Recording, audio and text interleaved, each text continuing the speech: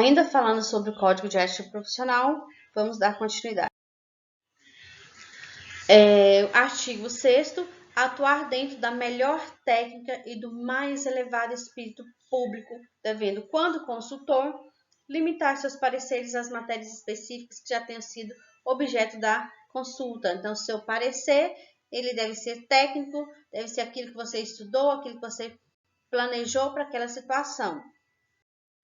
E aí você tem que agir com absoluta imparcialidade, tá? Não levar nenhuma consideração de ordem pessoal para você emitir um parecer técnico, tá? Então, tenha apenas o conhecimento como metodologia de tomada de decisão, de acordo com o conhecimento. Eu não gosto de fulano, então eu vou emitir um parecer mais ou menos, não favorável a ele? Não faça isso. Vocês têm ética profissional.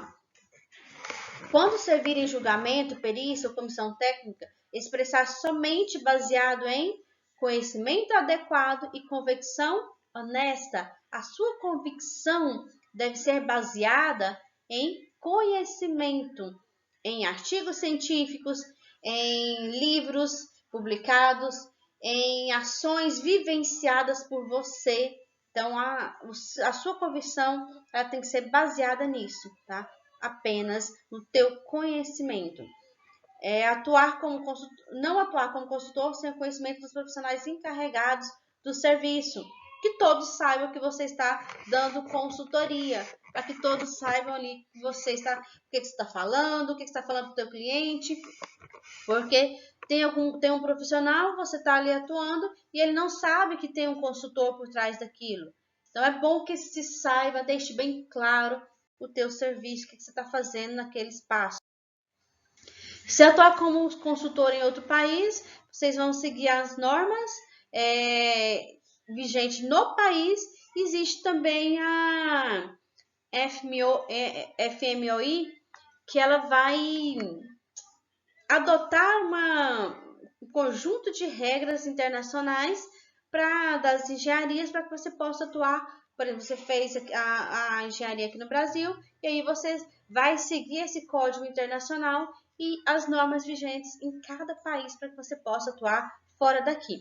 Com exceção quando você passa por uma dupla diplomação, você tem diplomas aí de 2 universidades simultâneas, aí você pode atuar nas 2 áreas ali, nos 2 países onde foi emitido esse diploma. E serviços prestados em outro país, não utilizar nenhum processo de promoção, publicidade do que for admitido pelas normas naquele país. As normas são diferentes. O que se você vai executar na Itália, o que você vai executar na Alemanha, é diferente do que você vai fazer aqui no Brasil. E aí você não pode fazer o marketing dos processos dentro do que foi. As normas daquele país é assim, não, mas as normas no Brasil são diferentes. Então você tem que adequar o teu projeto às realidades normativas do Brasil, tá? Para ficar dentro da legalidade. Não é porque deu certo na Alemanha que vai dar certo no Brasil. Ou você pode pegar as ideias que deu certo em outro país e adequar as normativas brasileiras para que você execute algo parecido. Artigo 7. Exercer o trabalho profissional com lealdade, dedicação, honestidade para com seus clientes e empregadores ou chefes, e com espírito de justiça e equidade para com os contratantes e empreiteiros, tá? Nós temos que ter lealdade ao nosso contratante, nós temos que ter dedicação, temos que ser honestos, não permitir que o nosso cliente cometa erros, tá? Sem que você esclareça para ele o que ele está fazendo. Dentro desse artigo tem alguns itens que a gente pode considerar, como por exemplo, toda informação que é repassada para você, ela é uma informação técnica, tá? Financeira ou de outra natureza, então é do interesse do seu cliente, você não pode repassar para as outras pessoas, você não pode espalhar para os concorrentes. Então, o que você sabe da empresa deve ficar dentro da empresa e não ser espalhado ali para os seus concorrentes. Então, tomem cuidado com o que a gente fala, algo que você vai contar. Ah, eu descobri os podres de determinada empresa, vou te contar. Não, você não vai fazer isso. Descobriu, morreu com você o assunto. Por quê?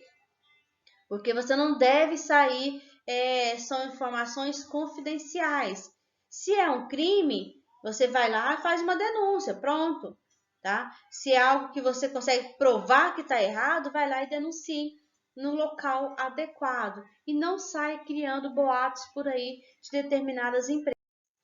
Receber somente de uma única fonte de honorários. Você não pode trabalhar para duas empresas concorrentes ali, e prestar serviço ao mesmo tempo, tá? Principalmente se uma das partes não saber, tá? Você tem que, por quê? Porque isso é desleal. Você está trabalhando, você está sabendo os detalhes de uma empresa, repassando para outra empresa. Ah, mas eu não faço o mesmo serviço nas duas empresas, mas você acaba repassando ideias para a concorrente e isso não é leal, isso não é ético de se fazer. Então, se você trabalha para uma empresa e você vai prestar serviço para outra empresa, deixe claro para as duas partes, tá? Que você vai prestar serviço e esse serviço ele não pode ser ali de corrente direta, porque você vai, hora ou outra, você vai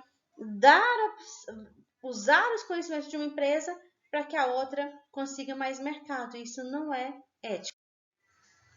Não receber de ninguém, tá? De empreiteiros, fornecedores ou qualquer uma outra entidade, favorecimentos. Não aceite de forma alguma, em momento algum, não aceite favorecimentos, serviços, comissões, descontos, reforma na sua casa, nada, tá?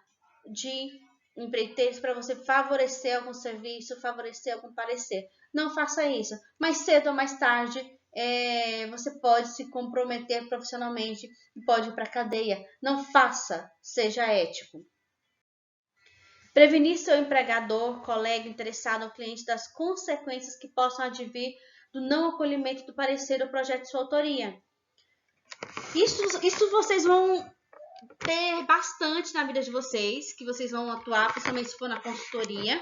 Você fala para o teu cliente que a metodologia que você propõe é adequada. E aí ele não aceita a sua metodologia. Então você fala, olha, eu estou te prevenindo, essa é a mais adequada, com essa metodologia você vai perder menos dinheiro. E aí você tem que deixar bem claro para o teu cliente que não aceitar a tua metodologia, o teu parecer, pode prejudicar a empresa, pode prejudicar a lavoura, pode diminuir os lucros ao final de todo o processo. Deixe claro isso para o teu empregador, cliente, colega interessado. Fala assim, olha, isso é o ideal, é isso que você tem que fazer e essa é a consequência. Se você adotar, essa é a consequência. Se você não aceitar, essa aqui é a consequência. Não praticar quaisquer atos que possam comprometer a confiança entre você e o empregador. Tá? Então, tomar cuidado, aqui eu volto lá para tomar cuidado nas falas, naquilo que a gente expõe da empresa, porque a confiança ela não pode ser quebrada. Se for quebrada, vai ser difícil de você consertar esse grau de confiança entre você e o teu empregador. Então, seja ético, tome cuidado, estude, tá? Não dê nenhum parecer sem estudar. Se você não sabe, não invente, estude. Sente o bumbum na cadeira, pegue os artigos publicados, pegue livros, faça uma pesquisa na internet, mas dê um parecer técnico. Artigo 8º. Tenha sempre em vista o bem-estar e o progresso funcional dos seus empregados ou subordinados e trate-os com retidão, justiça e humanidade. Pense que a tua equipe ele é uma parte de você, ele externa a tua capacitação. Então, essa sua equipe ela tem que ser bem tratada, tem que ter um tratamento justo, tomar cuidado com o que você fala com seus subordinados, com as brincadeiras sem graça, com o assédio moral. Tudo isso tem que ter um certo cuidado para não deixar a tua imagem manchada no mercado. E aí você pode, por exemplo, facilitar e estimular a atividade funcional dos seus empregados, não criando obstáculo para que eles cresçam. Ah, não, mas se ele crescer demais, ele vai me derrubar. Não, você tem que criar anseio, melhoria. Ah, não, promoção, eu vou promover meu funcionário? Sim, então faça isso quando você realmente prometer.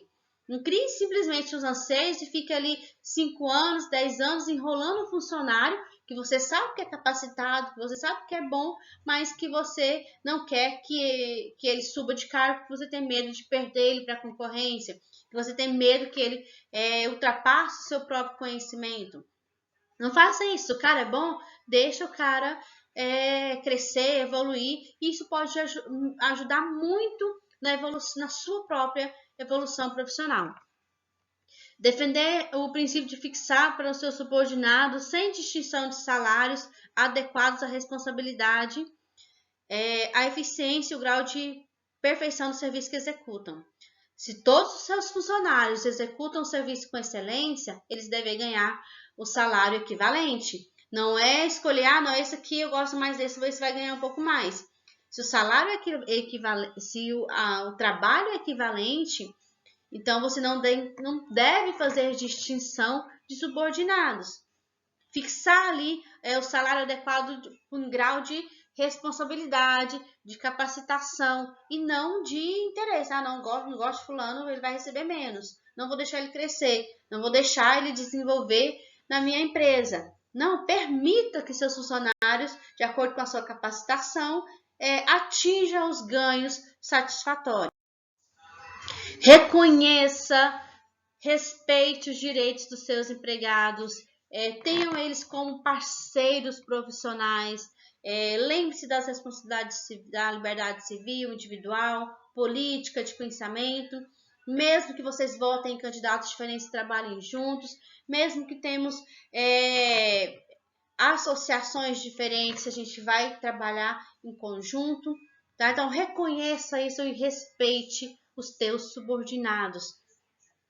Não utilize a tua condição de empregador para desrespeitar a dignidade de alguém, tá? Não permita que isso aconteça. Se você visualizar uma cena dessa, lembre a pessoa que todos devem ser tratados com respeito.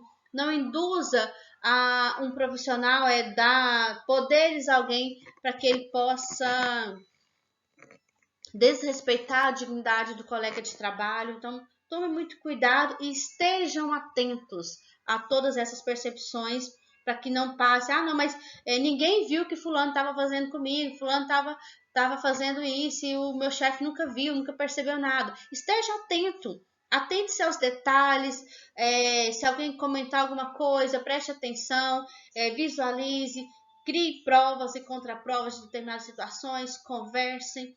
Faça treinamentos à equipe de serviço, desses serviços, para que todos tenham essa capacitação. E por último, o nosso 9º artigo, colocar-se a par da legislação que rege o exercício profissional da engenharia, da agronomia e que visa cumpri-la corretamente. Estudem, estudem e estudem.